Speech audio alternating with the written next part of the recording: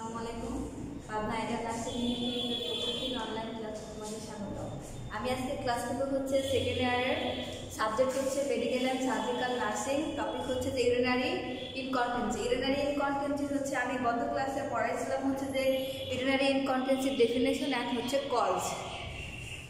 এখানে ম্যাক্সিমাম টাইমে কজ থেকে কিন্তু অনেক সময় হচ্ছে যে এমসিকিউটা চলে আসে আর ডেফিনেশনটা এসকিউতে অ্যাড করে। আজকে আমি পড়াবো হচ্ছে যে রিস্ক ফ্যাক্টরস অফ হচ্ছে ইউরিনারি ইনকন্টিনেন্সি, মানে কোন কোন মানুষগুলো হচ্ছে ইউরিনারি ইনকন্টিনেন্সি হওয়ার জন্য ঝুঁকিতে থাকে সেগুলো হচ্ছে আজকে পড়াবো। রিস্ক ফ্যাক্টরসগুলো যেগুলো হচ্ছে এসকিউতে ম্যাক্সিমাম টাইমে অ্যাড করে এই টপিক থেকে ইউরিনারি ইনকন্টিনেন্সির হচ্ছে রিস্ক ফ্যাক্টরস কোনগুলো। তো রিস্ক ফ্যাক্টরসের প্রথমে যে সেটা হচ্ছে অবেসিটি। অবেসিটি মানে যদি কেউ মোটা হয় তাহলে অবশ্যই তার হচ্ছে যে একটা যে ব্যালেন্স আছে সেই ব্যালেন্সটা নিচের দিকে চাপ দেয়, যার কারণে হচ্ছে যে ইউরিনারি ব্লাডের যে মাসেলগুলো আছে সেগুলো উইক হয়, ফলে হচ্ছে ইউরিনারি ইনকন্টিনেন্সি হওয়ার সম্ভাবনা থাকে। যেমন obesity this puts extra pressure on the bladder and surrounding muscle. ওই যে বললাম মোটা মানুষ যেগুলো হয় সেগুলোরই কিন্তু একটা প্রেশার থাকে, যেগুলো হচ্ছে ব্লাডার অ্যান্ড ব্লাডারের আশেপাশে যে মাসেলগুলো থাকে সেখানে হচ্ছে চাপ প্রয়োগ করে। It weakens the muscle making leakage more likely when the person sneezes or হচ্ছে কফ। মানে মোটা মানুষগুলো যেহেতু আশেপাশের ইউরিনারি ব্লাডার এবং তার সারাউন্ডিং মানে আশেপাশের মাসেলগুলো উইক থাকে, তো তখন যারা হাসি কাশি দেয় তখন কিন্তু একটা চাপ লাগে, সে চাপ লাগার কারণে ইউরিনারি ইনকন্টিনেন্সি হতে পারে। তারপর নাম্বার 2 হচ্ছে স্মোকিং। স্মোকিংয়ের কারণে কিন্তু অনেক সময় হচ্ছে অনেক ক্রনিক ডিজিজ হয়ে থাকে, যেমন হচ্ছে কফ ক্রনিক ডিজিজ হয়ে থাকে, ফলে যে কাশি হয় সেখানেও হচ্ছে যে চাপ লাগে আমাদের ইউরিনারি ব্লাডে, তো ইউরিনারি ইনকন্টিনেন্সি হতে পারে। স্মোকিংয়ের ক্ষেত্রে this can lead to a chronic cough, ওই যে বললাম ক্রনিক কফ হতে পারে স্মোকিংয়ের কারণে, which may result in episodic cough হচ্ছে ইনকন্টিনেন্সি, যার কারণে হচ্ছে ইনকন্টিনেন্সি হতে পারে ধাপে ধাপে। স্মোকিংয়ের কারণে হচ্ছে কি হতে পারে, ইউরিনারি ইনকন্টিনেন্সি হতে পারে। রিস্ক ফ্যাক্টরের মধ্যে হচ্ছে মোস্ট কমন একটা যে রিস্ক ফ্যাক্টর সেটা হচ্ছে স্মোকিং। তারপর হচ্ছে নাম্বার 3 হচ্ছে যে জেন্ডারের উপরেও ভিত্তি করে হচ্ছে যে রিস্ক ফ্যাক্টরসের মধ্যে জেন্ডার ইউরিনারি ইনকন্টিনেন্সি হয়। তো জেন্ডারের মধ্যে হচ্ছে মেয়েরা হচ্ছে বেশি রিস্ক ফ্যাক্টর রিস্কে থাকে হচ্ছে ইউরিনারি ইনকন্টিনেন্সি হওয়ার জন্য। Then women have a higher chance of experiencing stress incontinence than men, মানে ছেলেদের থেকে মেয়েরা হচ্ছে বেশি পরিমাণে রিস্কে থাকে ইউরিনারি ইনকন্টিনেন্সি হওয়ার কারণে। এর কারণে হচ্ছে specially if they have had children, যদি আবার তাদের যদি আবার হচ্ছে বাচ্চা হয়ে থাকে তাহলে তো আরও বেশি রিস্ক ফ্যাক্টর থাকে, কারণ মানুষের বয়সের সাথে সাথে মানে সব কিছুর একটা ধারণ ক্ষমতা থাকে, ইলাস্টিসিটি থাকে, সেটা আস্তে আস্তে কমতে থাকে, সেটা হচ্ছে জেন্ডারের উপর নির্ভর করে। আর হচ্ছে মেয়েদের বাচ্চা প্লাস টেনশন, এই দুটো অ্যাভারেজে হচ্ছে মেয়েরা বেশি রিস্কে থাকে ইউরিনারি ইনকন্টিনেন্সির ক্ষেত্রে। নাম্বার 4 হচ্ছে ওল্ড এজের ক্ষেত্রে বললাম বয়সের সাথে সাথে সব কিছুর কমতে থাকে, ইলাস্টিসিটি প্লাস হচ্ছে যে নার্ভাস সিস্টেমগুলো থাকে সেগুলো অনেক সময় আস্তে আস্তে কমতে থাকে। This muscle in the bladder and urethra weaken with age, মানে বয়সের সাথে সাথে যে ইউরিনারি ব্লাডার আছে এবং ইউরেথা আছে সেখানকার মাসেলগুলো আস্তে আস্তে নিস্তেজ হয়ে পড়ে, সেই মাসেলগুলো কম কাজ করে বয়সের সাথে সাথে।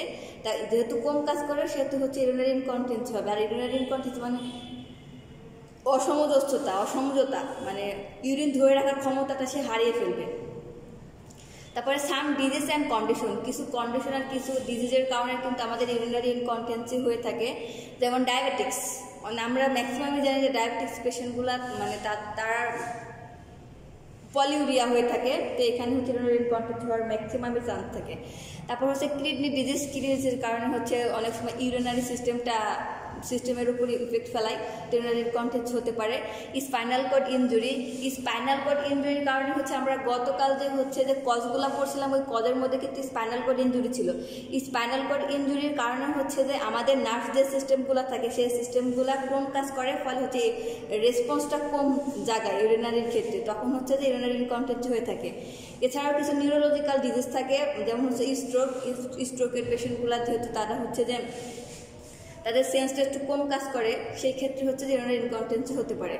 বেশ কয়েকটা কমন ডিজিজ এখানে দেওয়া আছে, যে কমন ডিজিজগুলোর কারণে হচ্ছে ইউরিনারি ইনকন্টিনেন্সি হয়ে থাকে। এখান থেকে কিন্তু ম্যাক্সিমাম টাইমই এমসিকিউ অ্যাড করে, শুধুমাত্র সাম ডিজিজ অ্যান্ড কন্ডিশন এই একটা লাইনের ক্ষেত্রে অনেকগুলো এমসিকিউ হয় এখান থেকে। তারপর লাস্টে যেটা আছে সেটা হচ্ছে প্রোস্টেট ডিজিজ। ইনকন্টিনেন্সি মে প্রেজেন্ট আফটার প্রোস্টেট সার্জারির পরেও কিন্তু অনেক সময় ইনকন্টিনেন্সি হয়ে থাকে। ব্যালেন্স হারিয়ে ফেলে। তো এই হচ্ছে মোস্ট ইম্পর্টেন্ট কয়েকটা হচ্ছে রিস্ক ফ্যাক্টর, যেগুলো হচ্ছে obesity, smoking, gender, old age, some disease and condition, আর হচ্ছে প্রোস্টেট ডিজিজ, যেগুলো হচ্ছে মোস্ট কমন কয়েকটা কজ। এই রিস্ক ফ্যাক্টরটা কিন্তু আবার হচ্ছে পরীক্ষাতে এসে থাকে। আর আমি হচ্ছে গত ক্লাসে যেটা পড়েছিলাম সেটা হচ্ছে যে কজ, আর কজটা পড়েছিলাম অবশ্যই আমি টাইপ ভেদে আলাদাভাবে কিন্তু কজ লিখে দিয়েছিলাম, প্লাস হচ্ছে ডেফিনেশন। এখন যেটা পড়াবো সেটা হচ্ছে types of urinary incontinence. Urinary incontinence types হচ্ছে যে ছয়টার মধ্যে প্রথমে হচ্ছে স্ট্রেস ইনকন্টিনেন্সি। স্ট্রেস ইনকন্টিনেন্সি হচ্ছে ইউরিন লেক আউট হোয়াইল কফিং, লাফিং অর হচ্ছে ডুইং অ্যাক্টিভিটি, মানে ইউরিনটা পাস হবে যখন হচ্ছে যে সে হাসি কাশি কিংবা কোনো হচ্ছে ভারী কাজ করবে, তখন ইউরিনটা সাডেনলি পাস হয়ে যাবে, সাথে যেমন জাম্পিং অর হচ্ছে রানিং। এটা হচ্ছে স্ট্রেস ইনকন্টিনেন্সি। তারপর হচ্ছে আর্জ ইনকন্টিনেন্সি। আর্জ মানে হচ্ছে আর্জেন্ট এরকম টাইপের। This is a sudden and intense urge to urinate, মানে সাডেনলি হঠাৎ করে ইউরিনটা পাস হবে। অ্যান্ড হচ্ছে urine leak at the same time or just after, মানে তার সেন্সে কাজ করবে যে এখন তার হচ্ছে ইউরিনে চাপ দিচ্ছে, তখনই সে হচ্ছে ইউরিনটা পাস করে ফেলবে, বা চিন্তা ভাবনা কয়েক সেকেন্ডের মধ্যে, মানে তার ধারণ ক্ষমতা একদমই কমে যাবে। তারপর হচ্ছে ওভারফ্লো ইনকন্টিনেন্সি হচ্ছে the inability to empty the bladder completely can result in leaking, মানে সে তার হচ্ছে ব্লাডার যে কমপ্লিটলি ইমপিটি করবে এটা সে মানে পারবে না, সে অসমর্থক থাকবে, আর বারবার সে হচ্ছে যে প্রেসাব করবে, এটাই হচ্ছে যে ওভারফ্লো ইনকন্টিনেন্সি। তারপর total incontinence, the bladder can not store urine. Total ইনকন্টিনেন্সির মধ্যে হচ্ছে ব্লাডার ইউরিনটা ধরে রাখতেই পারবে না।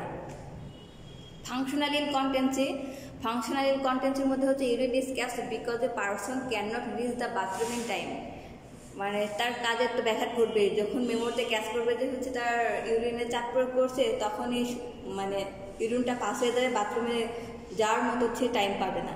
মিক্সড ইনকন্টিনেন্সি হচ্ছে কম্বিনেশন অফ টাইপস, মানে হচ্ছে উপরে যে পাঁচটা আমরা টাইপস বললাম সেই পাঁচটার মধ্যে যে কোনো একটা কিংবা যে কোনো দুইটা মিলিতভাবে হচ্ছে মিক্সড ইনকন্টিনেন্সিটা হয়ে থাকে। তো এভারেজে এই 6টা টাইপস হচ্ছে ইউরিনারি ইনকন্টিনেন্সি। এই ইউরিনারি ইনকন্টিনেন্সির টাইপসের মধ্যে হচ্ছে খণ্ড খণ্ড আকারে ডেফিনেশন আকারে আসে, বিশেষ করে এসকিউ ক্ষেত্রে যে হোয়াট ইজ স্ট্রেস ইনকন্টিনেন্সি বা ডিফাইন অফ হচ্ছে আর্জ ইনকন্টিনেন্সি, এরকম আলাদাভাবে আসে, যেটা ম্যাক্সিমাম টাইমে আসে। আর একটা কথা হচ্ছে আমি গত ক্লাসে পড়েছিলাম কজ অফ হচ্ছে ইউরিনারি ইনকন্টিনেন্সি, আর আজকে পড়ালাম হচ্ছে risk factor of urinary incontinence. অনেকেই কিন্তু কজ আর হচ্ছে রিস্ক ফ্যাক্টরটা গোলায় ফেলে, মানে তারা বুঝতে পারেন না রিস্ক ফ্যাক্টরটা আর কজ থেকে। কজ মানে হচ্ছে স্পেসিফিক যে কারণে হচ্ছে হয়ে থাকে, সেটা সংগঠিত হয়ে থাকে, সেটাই হচ্ছে কজ। আর রিস্ক ফ্যাক্টর হচ্ছে ওই কাজের জন্য, মানে কি কারণে ওইটার জন্য হচ্ছে হুমকি স্বরূপ হতে পারে বা ওই জিনিসটা হতে পারে, মানে বিফোর, সেটাই হচ্ছে যে রিস্ক ফ্যাক্টর। এই হচ্ছে আজকের আমার টপিক ছিল ইউরিনারি ইনকন্টিনেন্সির মধ্যে হচ্ছে আজকে পড়ালাম হচ্ছে risk factors of urinary incontinence আর types of urinary incontinence. Risk ফ্যাক্টরটা মোস্ট ইম্পর্টেন্ট, টাইপসটা অনেক ইম্পর্টেন্ট। তো এই ছিল আজকের আমার টপিক। সবাই ভালো থাকবে, সুস্থ থাকবে, সাবধানে থাকবে।